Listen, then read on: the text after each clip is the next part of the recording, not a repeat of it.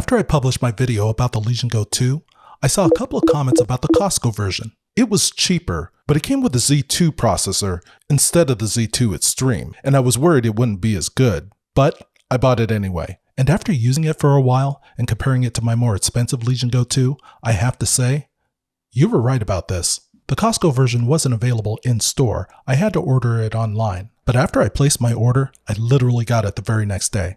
I ended up getting it for $10.99, which at the time seemed expensive, but I'm going to talk more about pricing later in the video. Both Legion Go 2s come with 32GB of RAM, but there are several differences in their processors. The Z2 Extreme is built on the newer RDNA 3.5 technology as opposed to the Costco version's 3.0. It also supports higher configurable TDP, allowing it to go up to 35 watts as opposed to 30.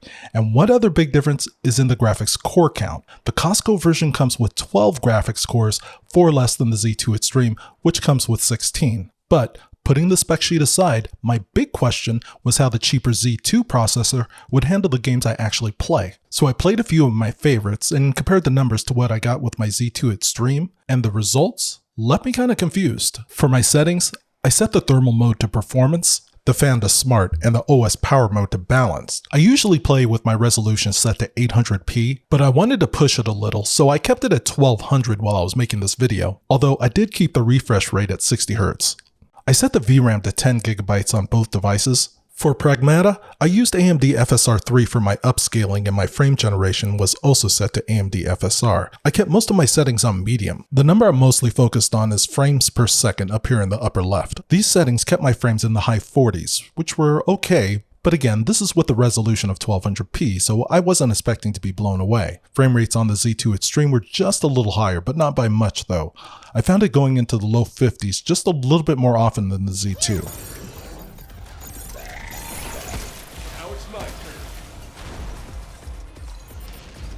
I was able to play Forza Horizon 6 with PC Xbox Game Pass, which recently dropped in price from $16.49 to $13.99. Thank you, Asha. But something interesting happened when I tried playing it. When I first started it on my Costco version, I got this message stating that my current graphics drivers were older than the minimum supported version. Now, when I got this message, I just hit ignore warning and the game still worked. When it came to performance, I found that turning off AMD FSR and switching to TAA gave me the higher frame rates. I also switched my preset to low. These settings kept frame rates mostly in the low 40s, with occasional dips into the high 30s. The Z2 Extreme was consistently better here, staying mostly in the mid to low 40s and occasionally climbing into the high 40s.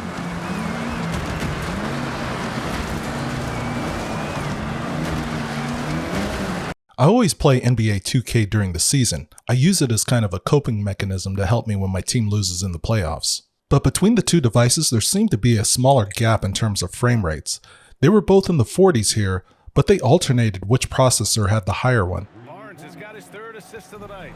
Year in and year out, Quickly's three-point shooting. Marvel Rivals really surprised me, because here it seemed like the Costco version was performing better. Both were in the 40s, but there were times when the Z2 Extreme actually dipped into the high 30s.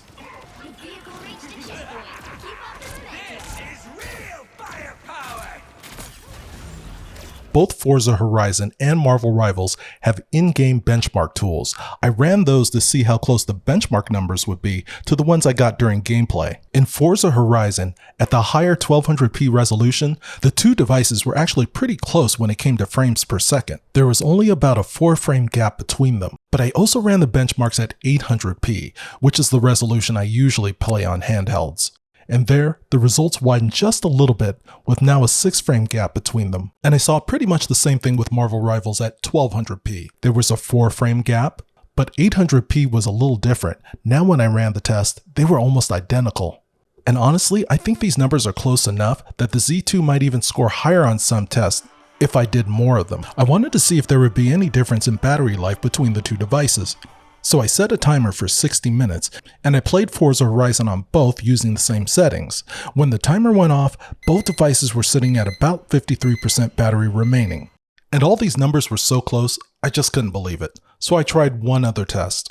I set both devices to a custom TDP setting of 25 watts and the fan set to balance. I then played Marvel Rivals again at 1200p, and here I definitely saw a change. The Z2 Extreme was now performing noticeably better than the Costco version, but I also ran the in-game benchmark tool again at 1200p, and here I really didn't see that much of a difference. The Z2 Extreme scored a little bit higher than the Costco version with a score of 48, where the Costco one had only 46.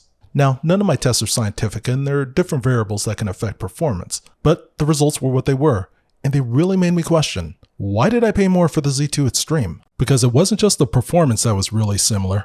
Everything you get with it is pretty much the same too. The charging brick, the case, the parts you need to convert the right controller into a mouse. Although, I do admit, I barely ever use the controller in mouse mode. But the Costco version even came with 4 games: Starfield Premium Edition, Unknown 9 Awakening, Warhammer 40,000 Space Marine 2, and Liza P. I checked the prices of them on Steam, and it came out to over $100, with the cheapest game being Unknown 9 at $20, while Starfield Premium Edition was the highest at $70. I already had Starfield in my library, but I tried the others, and these aren't games I would have bought on my own, but being able to add them to my library as part of a purchase bundle, I thought was a really good value. The Costco version had a lot of the things I liked about the more expensive one. The edges of the controllers, which were more rounded than the previous version, were more comfortable to hold. The extra button on the left controller allowed me to assign a shortcut for Xbox Game Bar. Logging in with my fingerprint is just better than having to type anything in. Being able to remove the controllers lets me use the Legion Go 2 in different ways. It can function like a tablet, a small laptop, or I can connect the controllers together and use them like a traditional gaming controller. Finally, there's the OLED screen, which looks absolutely amazing. But there were also some things on the inside that were the same too.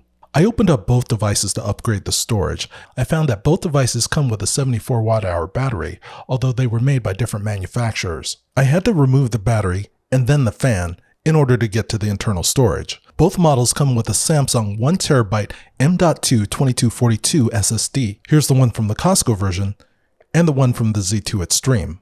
Now, I don't want to give the impression it's all perfect. It's not. There are some issues I have with the hardware. The speakers are a big improvement over the original, but they're still not great.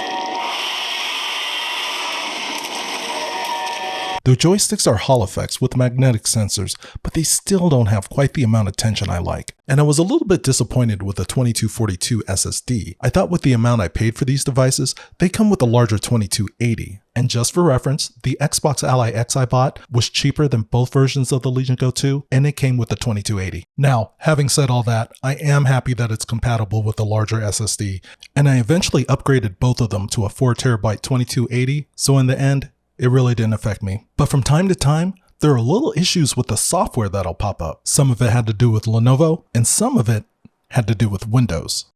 For example, when I start up the Legion Go 2, I like that it can boot directly into Xbox mode, but sometimes my controllers won't work until I launch Legion Space.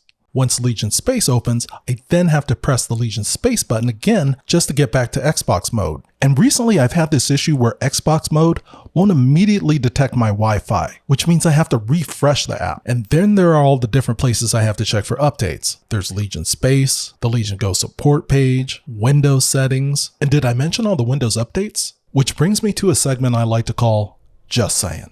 Microsoft. Valve has shown what's possible with SteamOS using Linux as a foundation. As a handheld gamer, I'd love to see what an Xbox operating system for gaming PCs would look like. Just saying. Now I want to talk about price, because when I saw that the Legion Go 2 with the Z2 Extreme processor was selling for $2,000, the Legion Go 2 I bought at Costco was now $1,500, and the Legion Go S was getting close to $1,600, I was like, what the f***? I ran a poll in my community tab. I asked why people thought prices were going up. The answer that got the most responses was rising costs, but the second most was Lenovo leaving the handheld market.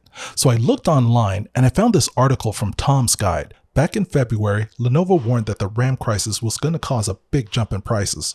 And they also said that buyers should act fast before things get worse. And to be completely fair, other companies have raised prices too. But no matter what the reason is, whether it's AI data centers, tariffs, or just a bunch of corporations trying to maintain their revenue, handheld gaming has become a lot more expensive. Fortunately, there are options. For instance, this is the original Legion Go. I put Legion Go 2 controllers on it, and it still plays the games I normally play. This is the non-Xbox ROG Ally X. I installed Xbox mode on it, and it still runs really well too. So if you have to buy a handheld gaming system right now, getting one used is a really good option. Because before spending time with the Costco Legion Go 2, I thought it was going to feel like a compromise. It doesn't.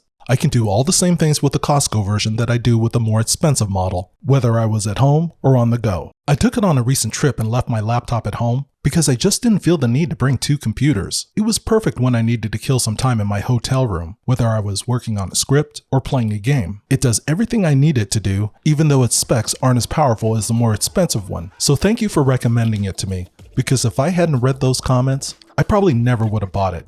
And I wouldn't have gotten it before the prices went up. You were right.